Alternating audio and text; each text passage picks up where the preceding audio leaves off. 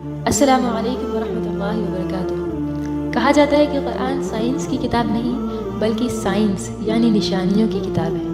انہیں بہترین نشانیوں میں سے ایک نشانی ہے سورہ سجدہ کی آیت نمبر 5، جس میں ہمیں اشارہ ملتا ہے اسپیڈ آف لائٹ کی طرف۔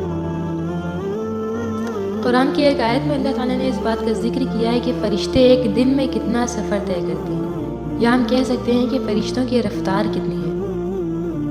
بسم اللہ الرحمن الرحیم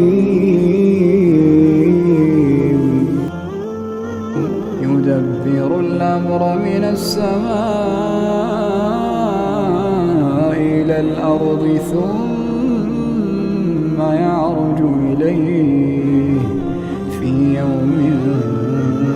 كان مقداره 1000 سنة مما تعدون۔ وہ آسمان سے لے کر زمین تک ہر کام کی تدبیر کرتا ہے، پھر وہ کام ایک ایسے دن میں اس کی طرف چڑھ جاتا ہے جس کا اندازہ تمہاری گنتی کے 1000 سال کے برابر ہے۔ یعنی اللہ تعالیٰ احکام دیتے ہیں اور ان کے احکام کو لے کر فرشتے زمین پر اترتے ہیں، اور پھر فرشتے زمین سے معاملات کو لے کر آسمانوں تک جاتے ہیں، اور وہ ایک دن میں یہ سفر طے کرتے ہیں جو کہ ہماری گنتی یعنی کہ چاند کے 1000 سال کے برابر ہے۔ اس آیت میں یہ اشارہ ملتا ہے کہ فرشتوں کا ایک دن چاند کے 1000 سال کے برابر، یا ہم یہ کہہ سکتے ہیں کہ فرشتے ایک دن میں جتنا سفر طے کرتے ہیں وہ چاند کے 1000 سال کے سفر کے برابر ہے۔ اگر ہم لونر کیلنڈر یا قمری مہینوں کے پیچھے کی وجہ دیکھیں تو وہ revolution of moon around the earth یعنی کہ چاند کا زمین کے ارد گرد چکر لگانا ہے، اور اس کی سپیڈ 3683 کلومیٹرز پر آور، یعنی ایک گھنٹے میں 3683 کلومیٹرز کا سفر چاند ارتھ کے یعنی زمین کے ارد گرد کر لیتا ہے۔ اگر ہم اس سے چاند کی ایک دن کی مسافت نکالیں تو وہ کچھ اتنی آتی ہے، اور اگر ہم ایک سال کی مسافت نکالیں تو وہ کچھ اتنی آتی ہے، اور 1000 سال میں چاند جتنا سفر طے کر لیتا ہے وہ اتنے کلومیٹرز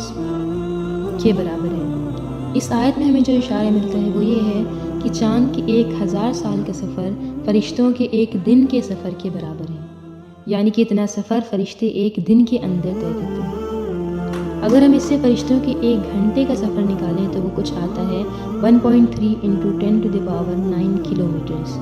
اور اس سے اگر ہم میٹرز پر سیکنڈ کی اسپیڈ میں چینج کریں تو وہ آتی ہے 3.6 × 10⁸ میٹرز پر سیکنڈ۔